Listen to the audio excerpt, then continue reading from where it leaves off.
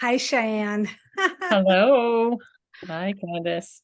So I wanted to ask you, I have a client that was asking me, she was really delighted to meet you since I've been my friend Cheyenne for a million years.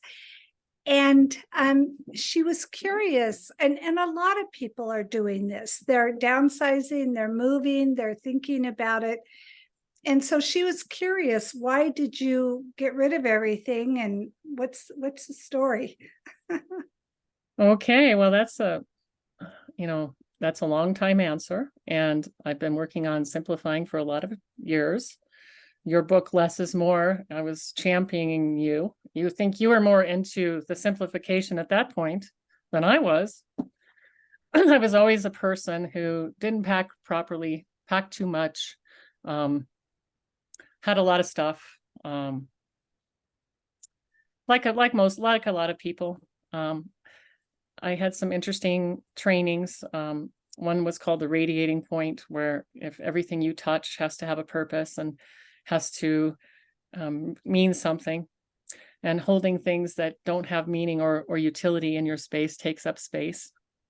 Uh, I learned that people's possessions, if they're not conscious, in other words, you're not using them, or you have boxes and boxes of stuff that you never use, we still fund this with our body.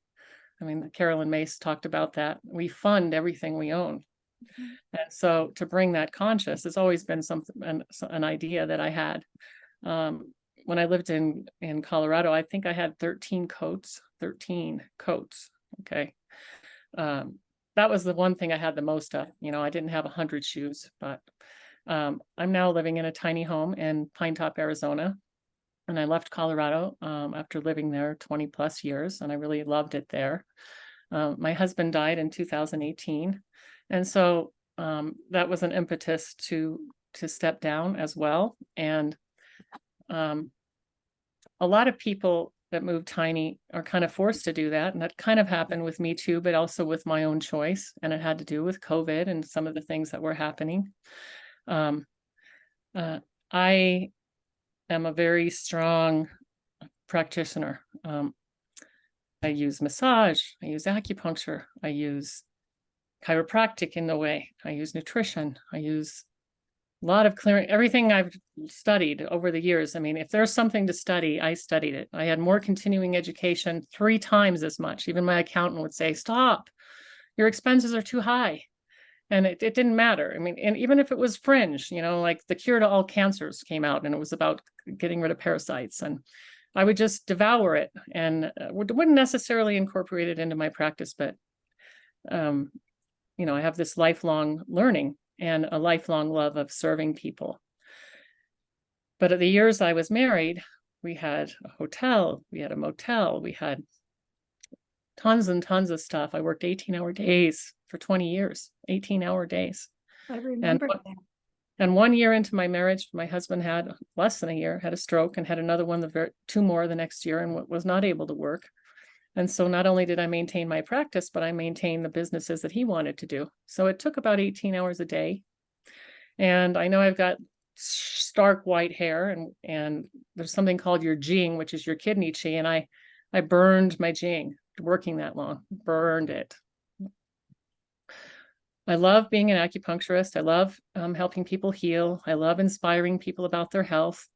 I have a real love and trust of the immune system, and a real ability to speak to the body. And that comes not as a gift necessarily, it comes as a skill from 40,000 patient contacts.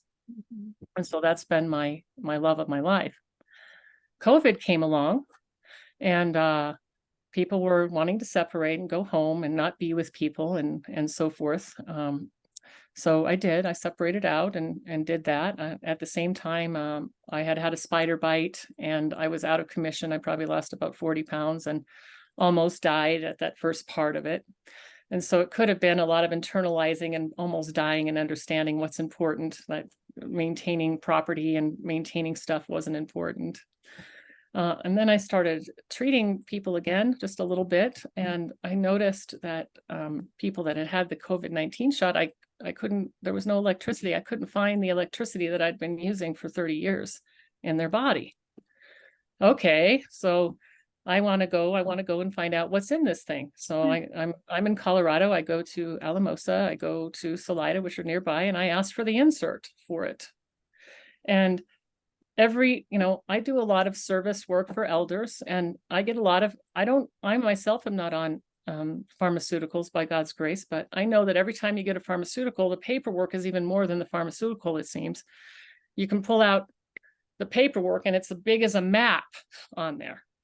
So the fact that there wasn't any insert, no information, and none of the research could be disclosed for 300 years. And then some of the other things that I had learned through the years treating AIDS, and some of the origins that could be conspiratorial or whatever that I got over the years through my clients and through learning. And then researching the ingredients myself, and discovering, mode RNA, if you put it together, spells Moderna. I found out where the RNA cells came from, and I decided that I was not going to be able to qualify myself to be in public, to make people feel safe. I believe a sense of fear will destroy healing more than anything. People in my community were wearing masks, which is fine, and they were putting them on their profile picture. I didn't see a reason to put a mask on your profile picture because you're not breathing and you're not talking to anybody. And so freedom is my love language. Freedom is my love language. And at that time, I decided maybe to go somewhere else where people weren't afraid, because I don't want to deal with fear. And so I went somewhere else, and I didn't start a practice. I bought a house somewhere else in Missouri, and that was during COVID, which was a dumb idea to try to get a fixer-upper. So that was an egoic, materialistic idea. I've forgiven myself for doing that. And I did find a way to find out if someone has blood clots or not. So I did all kinds of research. How can you heal it? How can you do this? And so I was going to purchase a thermography machine, and I was able to use the machine for a little while. But the presence, the way the blood clots show up is they show up black, and they show up in spots, and they show up around the scrotum, and they show up around the uterus, and healthy people, athletes, this or that. The one contraindication with acupuncture that you do not treat is blood clots.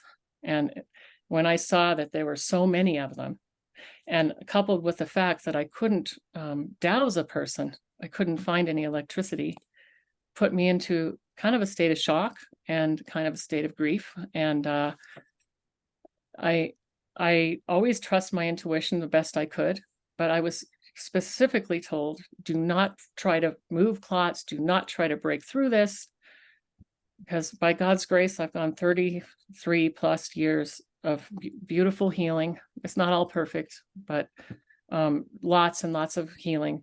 And for me to come to the end of my career and accidentally kill someone by moving a clot from a tiny space to a tinier space like the brain, which is when people get a stroke, I couldn't risk it.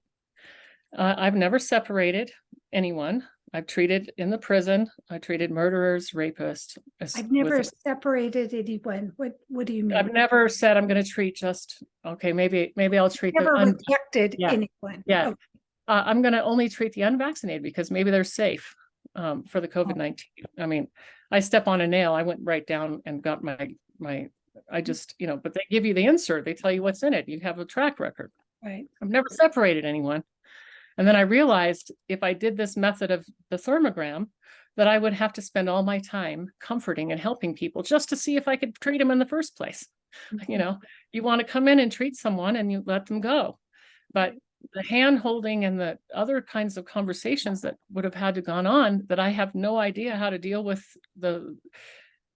I decided to withdraw and move into a tiny space and have, I sold my house on time. So I make a payment they make me a payment every month, and I live on that, and I'm living within my means doing that.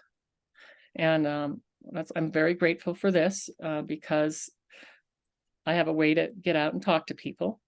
I do not judge anyone else's choice around this. Not everyone is a 30-year dowser and has a huge trust of their immune system and how to deal with things, but I did. So, I don't want to make anybody feel uncomfortable. I don't want to make people afraid because I'm not wearing a mask or whatever. I have had lung issues my whole life, and putting something over my mouth is so limiting and psychologically disturbing. I've tried to work through that too, that I didn't think I could work in a mask all day in an anaerobic state. For me, it would be an anaerobic state. So I have my license. I'm not letting it go. I know there's people crowdsourcing solutions for people. I have researched hours and hours and hours, and I think I know what it is. I'm not necessarily going to talk about it in terms of what's causing the clots and the mechanism of how they're formed. And I hope that people can get together and crowdsource, like they're crowdsourcing information in Maui. They're crowdsourcing information on everything faster than the FBI. Like milliseconds quick compared to what bureaucracy could handle. And so I'd love to be a part of that solution. I do believe there's healing technologies coming. I do believe the frequency is so high that acupuncture is kind of obsolete, really, because the frequency is so high. I couldn't possibly get someone that high using an acupuncture treatment if we can just avail ourselves with the incoming frequencies. And the problem with that is that anything that isn't that frequency also just comes to the surface, and we're seeing that in society. It might look bad, but really it's a renaissance of frequency, and the darkness is floating up in front of us, and we're waking up from a lot. And so that's why I'm here. I love it. So let me just, so by this frequency being so high, it would be like a really bright light that shines on dark, negative kinds of things. It makes it more amplified. And it would be like our behaviors, our attitudes, okay. I just wanted to clarify that. Yeah. Like, remember that book we read with the frequencies, the lowest vibrating frequency being shame and the highest vibrating frequency.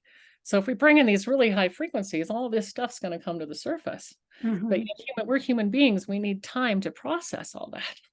Right. And we don't necessarily go from grief to joy. We might go to grief to anger. Anger is a higher frequency than grief. It doesn't mean it's better than, but the anger is going to help us move forward. And so we do have to have tremendous compassion and forgiveness, total forgiveness, because, without forgiveness, we can't move up. And it doesn't mean the person that whatever injured us deserves the forgiveness, but we do. We deserve the high frequency of the forgiveness to move that forward. And so, yeah, if you are harming people, stealing from people, murdering people, that's a real low frequency. You're not going to make it very long in this new world. You're just not. You're going to get fried. Yeah. Because the light is like fire. I was thinking about that when in the other video we did, when we were talking about the fires. And I just got this image of fire being cleansing and renewal. And as sad as the fires are, I really think, we hold on to life in a way that I don't know is the healthiest, things, I've got this beautiful big flower tree out back. I can't remember the name of it, and it didn't do anything this year. So it looks like it's dead, and it's really tall, but then at the bottom, there's all this new leaves. And I'm thinking, are those the same leaves? We need to let something die so a little reframing of that, but. Right. Or let it rest. You're in the land of Lilac City. Spokane, Washington is called Lilac City because of the beautiful lilacs. But I had a lilac bush in Moffett. It didn't do like the lilacs do in Spokane. But one year it did nothing. and I thought it was dead. But Mhm. it really just needed a rest because the next year it came back with a vengeance. So sometimes we just need a rest. Yeah. Yeah. That's So, so that's a kind of a long answer, but I do love tiny living. I am very much a hermit now, and I have different habits, and that's what I was going to ask you. How is your life different now? lots of time in nature. It's a requirement for me. I Mhm. get up and I'm not even one to comb my hair. I'm like a man. I just put a hat on maybe and walk outside. And no offense to you, man. I love that about you guys.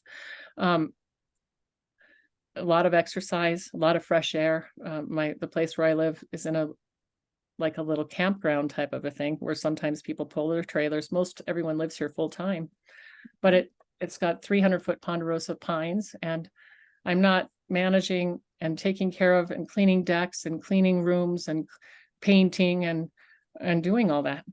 I have time to serve. Somebody dies, I can go help, not for 1 week, maybe 3 weeks. Mhm. Someone's going through hospice, I can be there at their bedside, which is so I have a lot of grace right now for that. Good.